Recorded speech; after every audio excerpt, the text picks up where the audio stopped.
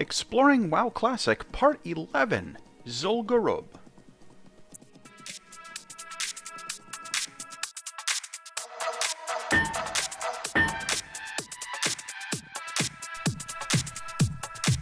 Alright, so to get into ZG, you want to start off in the southeastern part of Duskwood, kind of where I showed on the minimap there.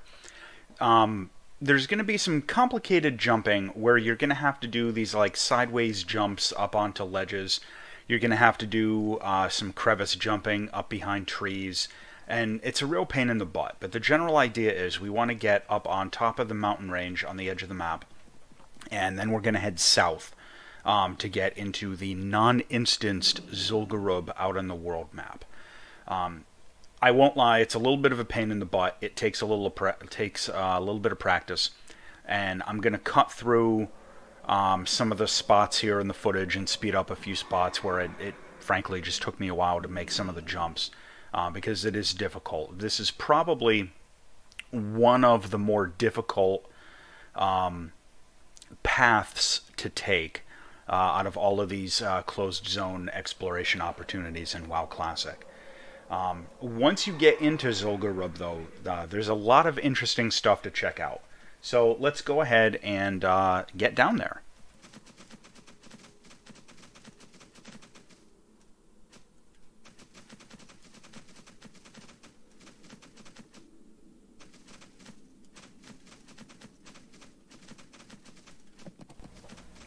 For now, just try to follow along with the route that I'm taking. It's a little bit hard to describe, but you've got to kind of, snake up behind and around these trees. And the tree branch terrain makes it extremely difficult to tell what's going on, with camera views and all that. Once you make this last jump, you're pretty much home free. This will allow you to get up on top of the mountains in between the Duskwood and the surrounding zones, and from there we're just going to head south. But of course, one important disclaimer before we go further. Caution! Res sickness is a thing. If you die off in the middle of nowhere in some of these weird places, the game won't know what to do. It'll put your ghost in Dun Moreau or the Barrens, and you might not be able to get back, and you'll have to accept a spirit res and all the repair costs that go with that. Be careful and don't fall. Okay, so now that we've got up on top, basically, you can take a minute to take in the sights, but it's all the usual, unfinished terrain like we've seen in a whole bunch of these other explorations. And you get a nice view of Karazhan off there to the east, but what we're interested in is going south. Now, as you can see off in the distance, there's a lot of those weird, sort of jagged, unfinished mountains. That's where we're going. And getting around and over those into ZG is a little tricky, but it's not super tricky.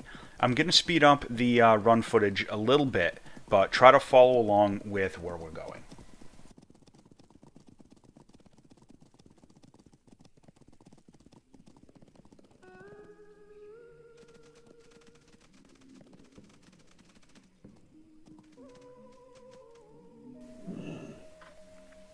Okay, once we actually get into ZG, there's a lot of interesting terrain to check out. One of the first things that you're going to notice is that the architecture of all of the buildings matches the older style troll ruins from some of the earlier zones in the game, rather than the finished terrain inside of the actual ZG instance raid. You're also going to notice there are spots where the terrain is unfinished. For example, the little ramp leading up into the Tiger Temple here is not there.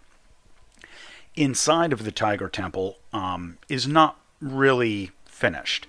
You can kind of go down in here and the building is the same. Like, it's the same building object out of the game files, but it clips in a strange way down into the ground, and you're going to see that in a second. If you explore down in here, you get to a point where you can't really progress any further because the stairs, would lead down under the ground, but the ground is there stopping you. So, you know, you can kind of like clip through a little bit and you get some weird camera glitches and you can get kind of lost and stuck down there. So if you explore the inside of the Tiger Temple, just try and be careful. It can be a little strange to find your way out without being able to see the walls until you get your camera sorted out and get back up the stairs.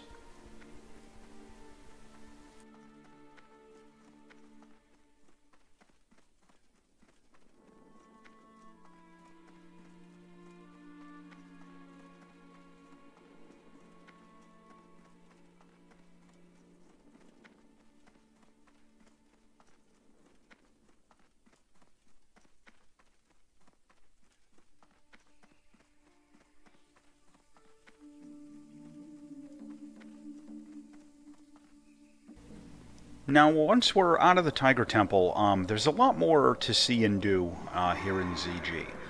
Again, you're going to notice that some of the architecture on the buildings and, like, you know, the locations and whatnot and the doodads are a little different. You're going to notice up here one of the obvious differences. There's, like, you know, troll huts and stuff that are different up in Jindo's area, and there's a fountain in the middle of the little sacrifice dancing pit there. It's kind of interesting. I don't really know, you know, what the reason is for some of the differences.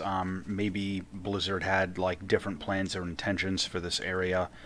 I'm not sure. My personal theory is that ZG was originally going to be an outdoor area like I think it's called Jintha Allure up in the hinterlands. Where it was going to be, you know, like a non-instanced party area where you really shouldn't be in here solo at level. But that's just a personal guess. Once we get back over to the beginning of the instance, we're going to take a run through. I'm going to speed up the footage a little bit, but I want you to pay attention. It's kind of interesting. Going through the zone, a lot of the architecture, again, is different. You're going to see in a lot of areas where there were step pyramids and whatnot, they're going to be, you know, a little different. The altar of Hakar is completely different. It's replaced with, you know, one of the entire structure is replaced with one of the generic ones from out on the world. The Edge of Madness is completely different. You know, the areas where some of the bosses are have changed pretty significantly. So we're going to speed up and just take a look.